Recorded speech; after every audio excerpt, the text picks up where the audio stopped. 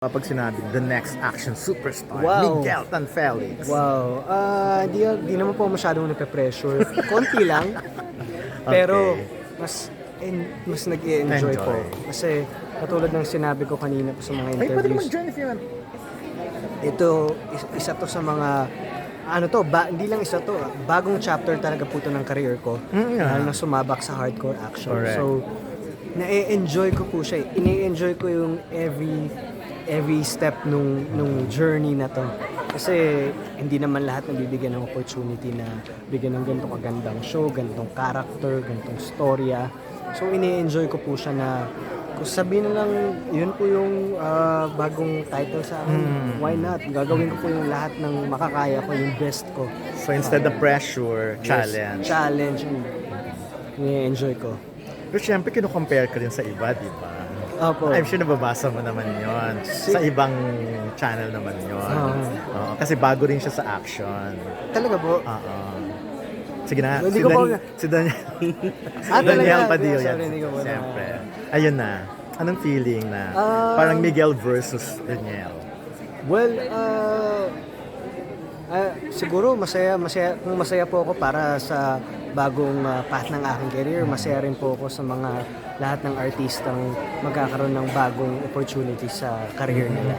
And katulad ng sinasabi po sa akin ng director ko, si Direk Richard palagi, pag napag-uusapan namin na ito yung mga katapat natin, ganyan, ang napag-uusapan po namin, pinapayo niya sa akin na huwag kang mag-focus sa mga kalaban. Okay. Mag-focus ka sa sarili mo. In that way, mas marami kang attention na mabibigay sa sarili mo to improve, pagandahin yung storya, kaysa sa nakatingin ka sa paligid mo palagi. Okay. Pero yun, meron agad competition. Di ba? Meron po agad, hindi naman po natin may iwasan. Hindi kasi parang yung bagong Kaya nga papasok. po. Well, masasabi ko lang na exciting dahil may mga bagong generations na Yes, ng of mga action action stars. stars. So, di ba, parang ang saya isipin nun na parang nabubuhay ulit yung television, yung action. Pero ito talaga yung path na gusto mo, Miguel. Ang maging action star. Hindi ko po in-expect na magiging na gagawa ko ng isang hardcore action. Dahil kilala niyo po ako simula bata, so drama talaga ginagawa ko. And I think yun po yung forte ko. Pero ang so magaling na aktor, iba kahit ano naman pong role na ibigay sa kanya, gagawin niya yung lahat para magampanan yung character na yun. And yun po yung ginagawa ko. You've been blessed by a lot of projects and Big recently, projects, big di ba? projects. Talaga yung parang banner na show ng network every year parang napupunta sa Paano mo siya tinitake and ano yung feeling mo? Siyempre, grateful ako sa GMA dahil yung tiwalang binibigay po nila sa akin ay sobrang laki. Yung responsibility na binibigay po nila sa akin ay sobrang laki. Kaya ako, para ang isusukli ko sa kanila ay yung hard work ko, yung loyalty ko sa kanila, and yung pagmamahal ko po sa show, sa ginagawa ko. Kasi once na mahalin niyo po yan, feeling ko, domino effect na yan, lahat madadamay. So, yun, lagi naman po kahit malaki, maliit na show, na character, binibigay ko yung 101% ko. And feeling ko, yun din po siguro yung nakikita ng network para pagkatiwalaan po ako sa malaking proyekto. Pero sobrang grateful po ako sa kanila. At nang pinost namin to kanina, yung mga fans nyo, especially with Isabel, nagtatanong, paano si Isabel? Yun na nga, busy, sobrang busy. Walang time, sa totoo lang wala pong time. Pero gumagawa po ako ng time. Katulad ngayon, medyo anong oras na po ba? Diretso po ako sa taping niya ngayon. So, hindi naman po namin pinapabayaan ng isa't isa. Nandyan pa rin kami para sa isa't isa, to support each other. Pag may konting time na, kunyari, sinisingit namin yung mga dates po namin. Manood kami Wicked, ganyan. Kahit saglit lang basta makita po namin yung isa't isa. And every night, lagi po kami nag-uusap. Siguro yun na po yung compromise na since hindi na kami masyadong nakakapag-date, talagang kwentuhan po kami bago matulog, ganun. Hindi naman siya nagko-complain. Hindi po namin parehas makuhang mag-complain kasi may show din po siya. Kasi alam namin para sa ikabubuti ng career ng isa't isa yun. So, di ba, parang actually mas happy pa po kami na busy yung isa't isa.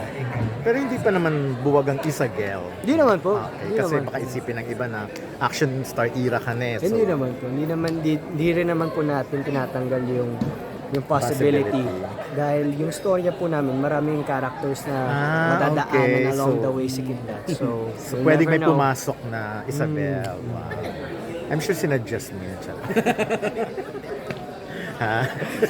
I-suggest pa lang po. Okay. Hindi kasi busy pa po siya sa show niya. Sa show so, naman. hindi pa po siya available. Going strong, no? Going strong, super. Kakalabas nga lang po galing po ng Japan, di ba? Oo nga. Kaka-upload ko lang po ng reel kahapon. Kasi hindi ko na po na-edit, sobrang busy. Pero going strong, super. So how's your Japan trip? Oh my God, ang saya kasi yung feeling na, kasi yung Voltes 5 galing Japan po talaga. Yes. Yung feeling na i-honor ng bansa kung saan nag-originate yung ginawa nyo. Ibang klase po yun. Sarap po nun sa puso. Kasi una pa lang yung isa po yun sa mga goals namin eh. Dapat hindi naman dapat, pero dapat makapunta tayo ng Japan. Yun lang po yung gusto namin. Makapunta kami ng Japan sa office ng Toei. Pero gumawa po sila ng Japanese dub ng movie namin. Yun, So, mismo. diba, ibang level po na masarap po siya sa puso. And parang excited sila na nakakapagpa-picture sila sa'yo. Kaya Yung nga nakikita- po, diba? Oo. Tapos nung umaten po kami nung lahat po ng sinehan, punong-puno. Diba? So, grabe, yung Anong gawang Pinoy, tinatangkilik habang Anong sinasabi nila sa'yo? Arigato tagus. Automatic naman yan. Ano ba sinabi nila? Ano sinasabi nila na parang the real life ganito na Pinoy version nakakasama nila. Hindi ko po nakausap yung mga fans, pero yung mga nag-dub, Yes. sila yung pumupuri po talaga sa gawa natin mga Pinoy. Sabi nila, ang ganda ng effects, ganda ng story, ng directing, Direct Mark. Yung acting daw, nagagalingan po sila sa acting natin mga Pinoy, very expressive din. Kaya yung pinatong po yung boses nila, ako naman yung magko-comment sana, ganda lalo.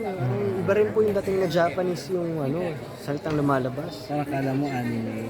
Parang anime, goosebumps. Goosebumps. And Christmas, plans na? Last Gusto na. ko pong magpahinga and spend quality time with my family kasi super busy po sa mga batang release. So, etong holidays na to, Christmas and New Year ay para sa kanila. Para sa kanila. And last na lang, feeling mo yung mami mo medyo lagi nagte-trending na rin. Kahit po mga artista sinasabi sa akin, kahit po mga ibang networks, sinasabi po sa akin, uy, napapanood ko nanay mo ha. Ako hindi niya pinapanood. Sobrang happy po kay mami dahil kasi sikat kahit saan po ako magpunta, hindi po ako makakarinig ng comment. Ay, nanonood ako ng nanay mo sa TikTok o sa Facebook. Kaya yung kay ka na yung okay na to. Kaya ang wish ko lang po ay sana mami, magandang regalo mo sa akin ngayon. Yun pala yun. Yun nga yun, di ba? Yung sinabi niya, okay na to. Kasi yun ang sinasabi ng mami mo, di ba? Okay na to. Oo nga. Taglay na sa mami. Ayan, oo. Next time, pagkasama mo mami mo, may magpapapicture na Meron, sa kanya, meron po. yung Pag mga ganun nagmamall na. siya. Pag nakikita mo siya. Opo, meron. Binibiro mo. Kunyari magmumall kami, no? Tapos, pa-picture sa kanya pala, no? Ako nag-dinigma ako. Mami, kita na tayo sa Ayan, thank you very much, Miguel. Yung hardcore action talaga, Ate Rose. Kasi dati, kunyari, Voltes 5, mas marami action kayong robot kaysa sa amin eh. Pero ito yung hardcore action na every taping day, hindi pwedeng walang action, hindi pwedeng walang stunts. So, pahirapan talaga. Physically tiring yung bawat araw po namin. And yun yung nagpapa-excite sa amin, sa aming mga batang nila, sa lahat ng cast. Kasi meron kang nilulook forward every taping day na ano kayang stunts ang gagawin namin ngayon. Katulad kagabi, galing po aming taping, meron kaming stunt na tatalon sa tren. So, ang daming pwedeng mangyari sa set, kaya syempre ingat pa rin. So, yun. Bukod sa heavy action to, heavy drama rin po to, kaya siya nagiging action kasi yung mga lalaki lagi nagre-resort sa physical, di ba, pag overwhelming emotion. So, hardcore action, pinaka-hardcore sa lahat so far. Okay. Mahirap po sagutin yan pero siguro nakikita po nila yung drive ko, nakikita nila yung passion ko sa bawat ginagawa ko po. Actually, wala naman po akong walang issue sa akin kung kahit saan po ako nagay kasi ibibigay ko yung 101% ko. So, feeling ko po nakikita po nila kung gaano kadesidido sa bawat characters and bawat shows na bibigay po nila sa akin. And hindi ko naman din po sila bibiguin. Kapag binigyan po nila ako ng ganito kalaking responsibility, I'll make sure na I'll deliver. So, ibang legal to eh, no? Dito medyo madungit ka, parang gano'n. Ano to? Simula na ba ito ng pag-iibang imahe del Miguel? Siguro, iba talaga po yung character sa totoong buhay. Siguro mas daring, mas mature, mas aggressive. Gusto mo natin, mas may initiative. Goodbye, love team. Hindi, may mga love teams naman din po. Hindi naman love team, pero may mga love interest na papasok dito sa show namin. So, marami po may tulungan. Okay, last na. Kasi syempre hindi naman, I don't know if you're aware, if you're familiar with mga batang hilir. So, anong in-offer ko sa'yo? Nag-research ka muna ba? Inalam mo muna ba? Ano ba talaga sila? Tama ba ang mga pinaglalaban ng mga batang hilir? Ano po to? Nire-refer niyo po ba yung movie dati o hindi naman? Mga batang reels in general. Yun po, di ba? So, actually, sa set po namin, doon talaga kami sa condo nag-taping. And yung pinoportray namin character is nararanasan ng mga totoong tao sa totoong buhay. So, every time na may bakante sa set, alam niyo yung content check shot with them. And mararamdaman mo yung mga problemang pinagdadaanan nila at hindi po nalalayo sa mga pinagdadaanan ng bawat characters namin. And nakakwento ako si Sir J. Manalo. Dahil sinasabi na po sa akin na siya ang tunay na batang Iles. Di ba, Sir J?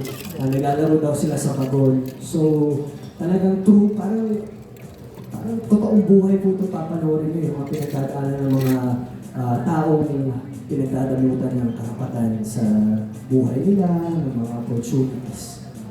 Okay, thank you. Thank you. Okay na to.